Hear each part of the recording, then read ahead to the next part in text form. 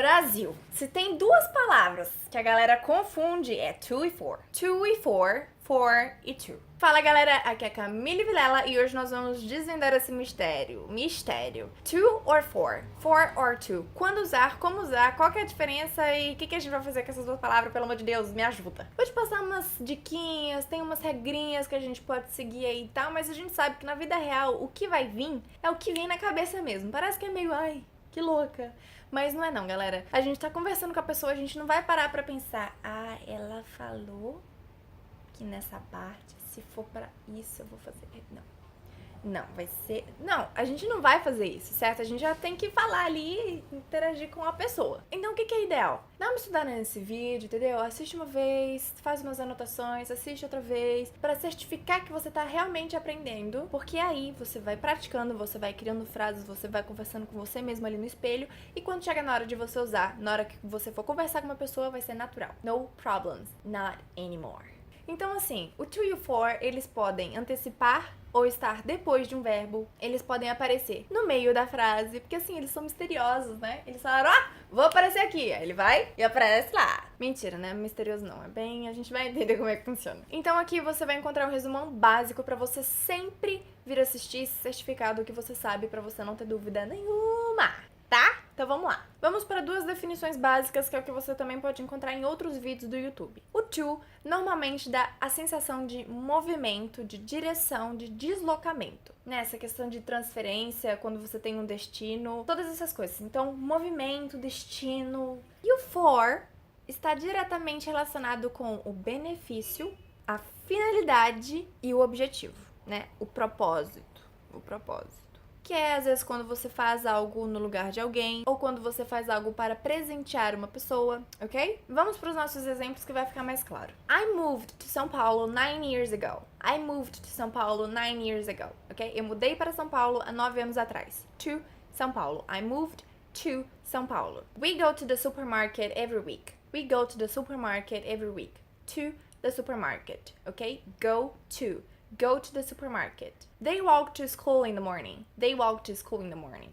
Eles vão andando para a escola de manhã. Walk to. Então, walk to school. You travel to Miami every year. You travel to Miami every year. Ou seja, você viaja para Miami todo ano. A rica, né, querida? To Miami. You travel to. Travel to Miami. He takes the bus to the park. He takes the bus to the park. Ou seja, ele pega o ônibus para ir para o parque. To the park. Para o parque. E bom, com o tempo você também vai vendo que alguns verbos, eles sempre estão juntinhos ali do to, que é que fica mais fácil da gente pensar. Então, por exemplo, go, normalmente go to. Travel, travel to. Walk, walk to. Move, move to. E drive, drive to. Que é sempre com essa ideia de movimento, direção e tal. Ok? Então veja que todos esses exemplos você teve a sensação de destino ou de transferência, de movimentação. Agora vamos para o for. We made a pie for her. We made a pie for her. Nós fizemos uma torta para ela, né? Para beneficiá-la, para dar de presentinho, para ela ficar feliz. Então, for her. I can take these notes for you. I can take these notes for you. Ou seja, eu posso fazer essas anotações por você, eu posso anotar por você, eu posso fazer isso no seu lugar. Ou seja, eu vou te beneficiar ao fazer isso. You made that lesson for me. You made that lesson for me. Você fez a lição no meu lugar, você fez essa lição pra mim. Ou seja, você pegou meu papel, você fez meu dever de casa no meu lugar. Você está me beneficiando com isso, apesar disso não ser legal. Então pense nisso. Você está movimentando alguma coisa? Você está indo para algum lugar? Tem essa sensação de movimento, de transferência? Você vai usar o to. Agora, se você está fazendo algo por alguém, no lugar de alguém, para beneficiar alguém, será o for. Ok? Então tá, essa é a primeira dica para você entender a diferença de to e for. Agora, nós temos um outro caso, que são verbos que você precisa colocar o to depois deles, que é o caso de listen to, answer to e talk to, ok? Listen to é escutar a, então escutar música. Listen to music. I love to listen to music when I wake up, ok? Eu amo escutar música quando eu acordo. Listen to music. E o answer to, como é que fica? Could you answer to the question? Could you answer to the question? E o talk to, que na verdade o talk to também pode ser talk with, né? Então conversar com. Eu posso falar talk to you or talk with you. I have to talk to you. Que é pra dar aquela gelada na alma, né? I have to talk to you. Você já dá aquela... E a grosso modo, essas são as maiores dúvidas que aparecem quando a gente pensa em to e for. Até agora, tá? O básico é isso aqui. E lembre-se de uma coisa, nada, nenhuma dica vai ser melhor do que a sua prática. Então, quanto mais você praticar dentro do que você já tá entendendo por esse vídeo, vai ser mais natural na hora de você falar. Você não vai ter que ficar pensando se é a regrinha tal, a regrinha fulana, estou beneficiando, estou movimentando o que estou fazendo, tá? No final das contas, você não vai pensar nisso, você só vai falar.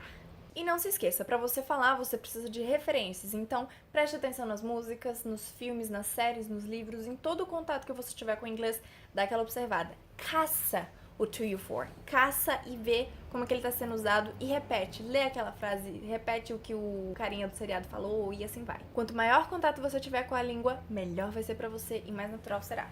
Lembre-se disso. E é aquilo, você vai sentindo com o tempo. Então, se eu falar assim, I listen music. I listen to music. I listen to music. I moved to São Paulo. I moved for São Paulo.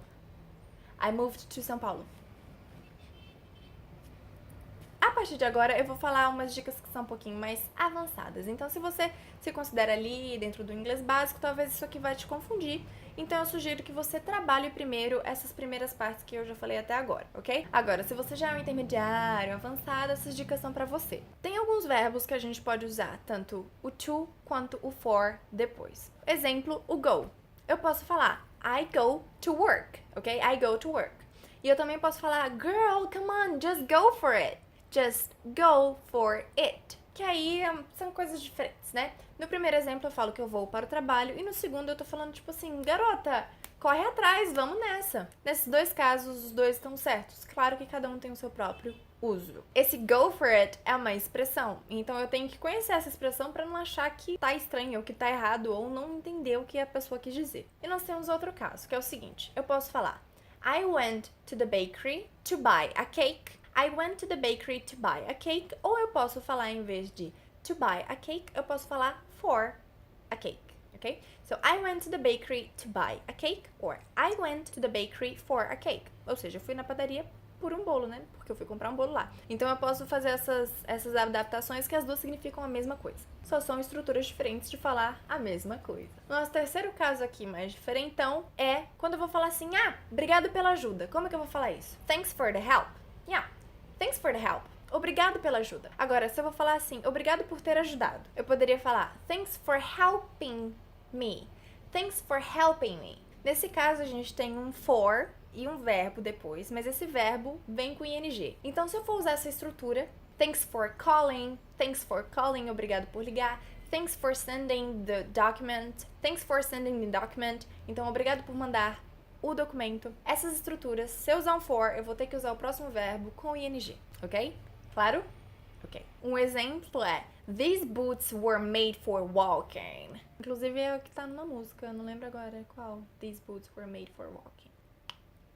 Da hora. Então, resuminho aqui pra gente fechar tudo que a gente viu nesse vídeo. Número 1. Se joga no mundo do inglês pra você ter referências e sempre repetir o que você encontrar. O to, normalmente, basicamente, dá essa sensação de movimento. E o for, para beneficiar alguém, fazer algo no lugar de alguém. Uma coisa que, inclusive, às vezes dá pra pensar é que o for, às vezes, você substitui por ou pela, e não por para. Tá? Então presta atenção nisso. Então, se você em português às vezes fala por ou pela, em inglês você vai falar ou vai usar o for. Alguns verbos precisam do to logo em seguida ali para fazer o sentido, que é no caso do answer to, listen to and talk to, or talk with. To e for podem aparecer seguidos de algum verbo, então não desconsidere, não ache estranho se você encontrar um verbo e depois um for, porque isso pode acontecer também. Tenta ver o sentido, ver se não é uma expressão e ver o contexto. E o for também pode significar por quando eu tiver um verbo. Se eu tiver o for e depois eu for colocar um verbo, eu preciso colocar esse verbo no ing. E também tem uma coisa, sempre quando eu quiser usar um verbo no infinitivo, então, por exemplo, eu preciso cozinhar de noite. I have to cook. I have to cook at night. Ok? Não desconsidere esse to aí na frente. Ele não tá como para. Ele não tá como para nesse sentido. Ele tá só ajudando o verbo a se manter no infinitivo. Que em português é sempre quando o verbo termina com a vogal e R, né? Então, A, R, I, O, I, L, L. Então é isso, galera. Eu espero que vocês tenham conseguido pegar essa vibe aí da diferença de 2 e 4. Por favor, se você tiver alguma dúvida, algum exemplo que não tá tão claro pra você, deixa aqui embaixo nos comentários que eu quero te ajudar, beleza? E não se esqueça, sempre quando você quiser fazer um comentário, uma sugestão e tudo mais, sempre será muito bem-vindo. Então não se esqueça de se inscrever no canal, de curtir o vídeo, de ativar o sininho de notificações e, claro, deixar seu comentário se você quiser. Beleza? Te vejo no próximo vídeo. Eu gostei dessa cor. Olha.